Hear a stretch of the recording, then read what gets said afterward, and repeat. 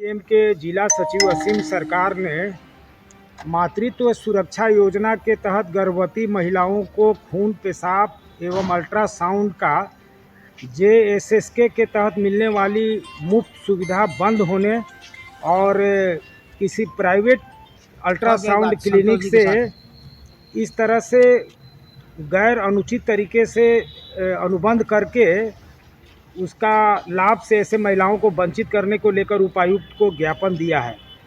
असीम जी, बताइए कि आपने क्या मामला को लेकर उपायुक्त को ज्ञापन दिया है महिलाओं से संबंधित? सुरक्षित प्रसव के लिए जी, NHM का प्रोग्राम है, जननी शिशु सुरक्षा कार्यक्रम, जिसके तहत एक गर्भवती माता को मुफ्त में जांच की सुविधा दी जाती है। खून पेशाब एवं बच्चे की जांच का गर्भ में बच्चों का जो कैसी स्थिति में, इसके लिए जांच अल्ट्रासाउंड के माध्यम से मुफ्त देने की योजना है। ये स्वास्थ्य विभाग की स्वास्थ्य विभाग ये होता भी रहा है, लगातार होता रहा है, लेकिन पिछले करीब 6 महीना से ये बंद हो गया क्योंकि सदर अस्पताल में ये सुविधाएं खत्म हो गई और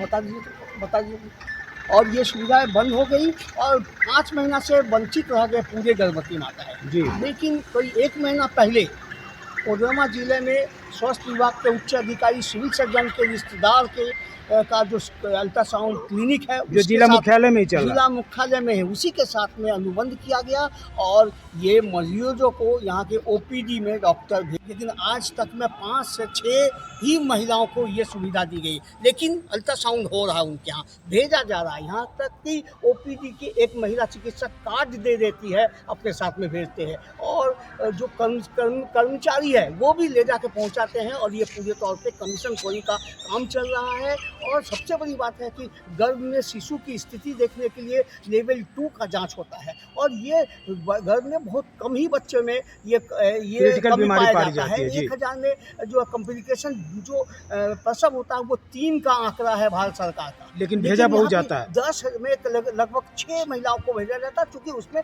2500 रुपया चार्ज लिया जाता है। अच्छा। और ये चार्ज लेके गरीबों महिलाओं का दोहन हो रहा है और इसके खिलाफ में हम लोगों ने ये सवाल उठाया है कि यहाँ के जिले की गर्भवती माताओं को मिलने वाली सुविधाएं उनको मिले और इस तरह से नाजायज, इसका एक पक्ष और भी है और पक्ष ये है कि इनका जो जिस क्लिनिक के साथ अनुबंध हुआ है पिछले 4-5 महीना पहले अनुमंडल पदाधिकारी के औचक जांच में काफी भयंकर अनियमितताएं पाई गई और सील किया गया। ताज्जुब की बात है कैसे वो सील तोड़ दिया गया, उनके ऊपर बिना PCPNDT का जो जिला सलाहकार समिति की बैठक है उसमें निर्णय लिए बिना ही उसमें निर्णय कार्रवाई की हो सकती है। खोलने के इस तरह के ये नहीं होता है क्योंकि आपने कहा कि काफी गंभीर मामले हैं, उसके बावजूद भी बिना बैठक के और ऐसे कई मामलों में हमारे जिला में FIR हो चुका है, सील हो चुका है, लेकिन इसमें क्या कारण क्यों नहीं हुआ दादा? ये जिला प्रशासन इसका जवाब नहीं, चूंकि वो आपने बताया कि एक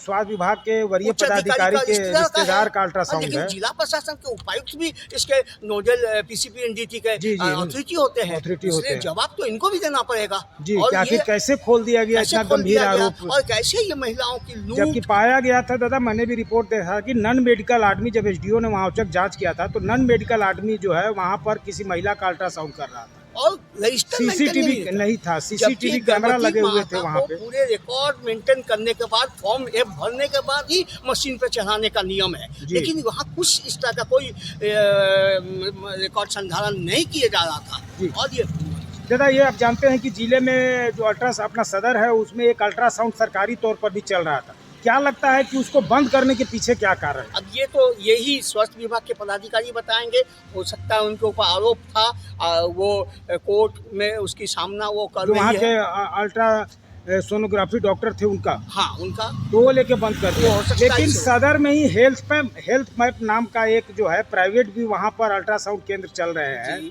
तो उससे पूर्व में भी तो MAU था, लेकिन अभी उनके साथ कोई MAU नहीं है और वहाँ जो करती है तो वो गर्भवती माता को 500 रुपया भुगतान करना पड़ता है और वहीं पर श्री कृष्णा ये पे 1500 रुपया भुगतान करना पड़ता है। ये कृष्णा केयर अल्ट्रासाउंड कहाँ पे है? ये जो है सिविल सर्जन का आवास जहाँ है वहीं पे है, वहीं पर है। तो वहाँ पर जानबूझकर सारे जितने भी महिलाएं आती हैं जिनको नहीं भी जरूरत रहता है, जैसा कहा कि आपने कि लेवल 2 में जो बच्चों की स्थिति की जाँच होती है वो प्राय कम पाया जाता है, लेकिन उनको भी करीब करीब जो भी आते गर्भवती महिला सबको अल्ट्रासाउंड के लिए भेजा जा रहा कमीशन है। के लिए सदर अस्पताल के जो महिला चिकित्सा पदाधिकारी से लेकर कर्मचारी से लेकर के और ये दबाव में क्लिनिक भेजते हैं, क्या हाँ, लगता ये मिली भगत से ये सारा काम हो रहा है। कितने दिनों से चल रहा है दादा और ये? ये काम जो है पिछले 1 महीना से हो रहा है। ऐसे अल्ट्रासाउंड जब क्लिनिक जिस दिन ओपनिंग हो रहा था उस दिन भी पूरे सहियाओं को सिविल सर्जन जो है उस समय तत्कालीन में MYC कोडरमा थे और उन सबको बुला करके वहाँ से पेशेंट को लाने के लिए बाध्य किए थे